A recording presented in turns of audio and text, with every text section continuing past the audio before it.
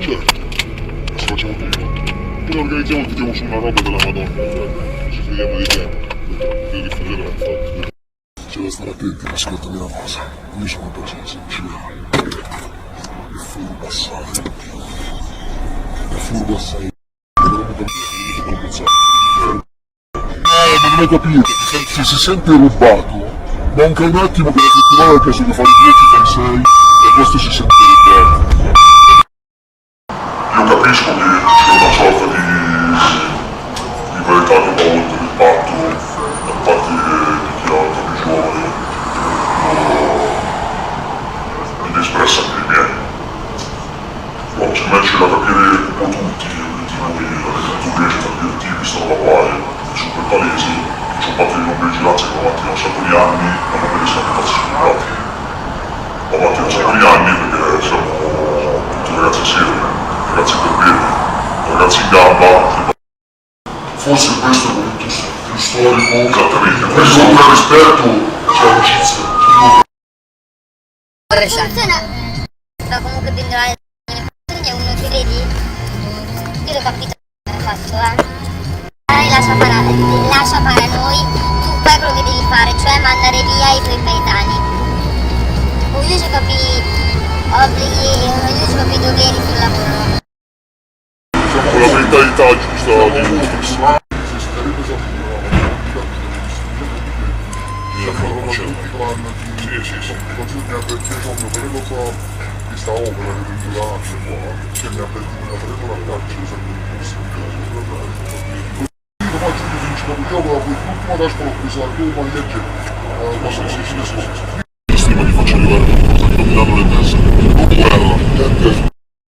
Ok, questo è stata la campagna turistica. Fagli sapere però che sono qui dalle tessere, andiamo avanti. Qua bisogna fare sempre così, c'è una società problema di disgraziati. E lo so, ma che per questo che dalla campagna lo so, ma neanch'io, ma non hai capito che a me non me ne frega cazzo. Io voglio arrivare al uscito dal club, voglio 40 sono uscito dalle cose.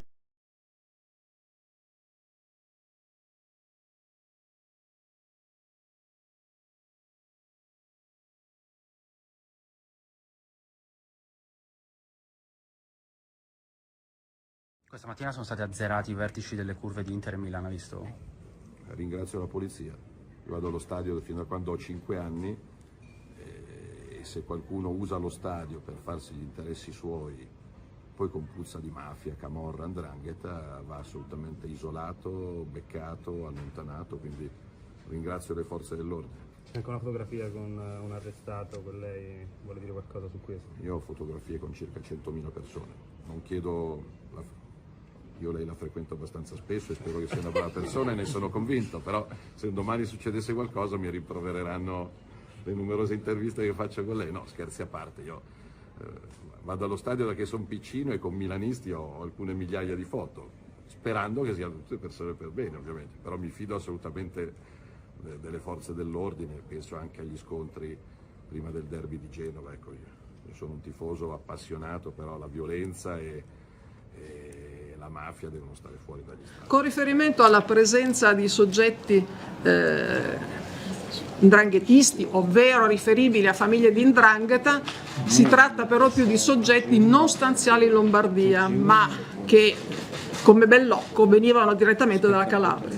Bellocco aveva dei vincoli, era sottoposto alla libertà vigilata e attraverso l'aiuto dei componenti della curva ha trovato qui un domicilio, ha trovato un fittizio posto di lavoro e quindi il Tribunale di sorveglianza l'ha autorizzato a risiedere in Lombardia.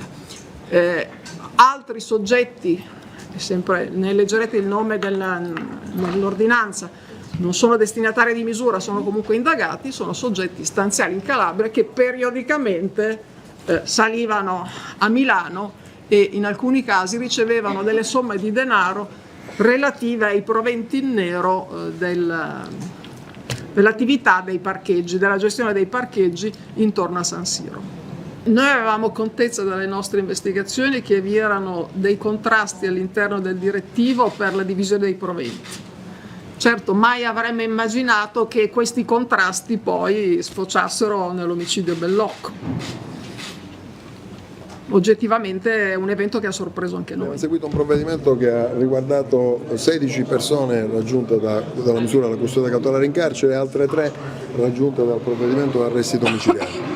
La contestazione che riguarda la curva dell'Inter, la cosiddetta curva nord, è appunto quella di un'associazione a delinquere finalizzata alla consumazione di delitti contro la persona, contro il patrimonio, quindi lesioni e estorsioni, con questa aggravante che riguarda il fatto che abbiamo accertato delle agevolazioni nei confronti di soggetti organicamente, secondo la nostra ricostruzione, inseriti in un contesto di 'ndrangheta, soggetti che erano almeno uno attivamente presente all'interno della curva e soggetti che convogliavano parte di questi profitti, di questi ricavi verso gli interessi della cosca. Dall'altra parte, nei confronti della curva del Milan viene contestato dei componenti, ovviamente parliamo di curva in maniera generica per capirci, di alcuni componenti, quasi tutti di vertice anche in questo caso, della curva del Milan viene contestato un analogo reato di associazione per delinquere con quelle stesse finalità, ma senza l'aggravante di cui parlavamo prima.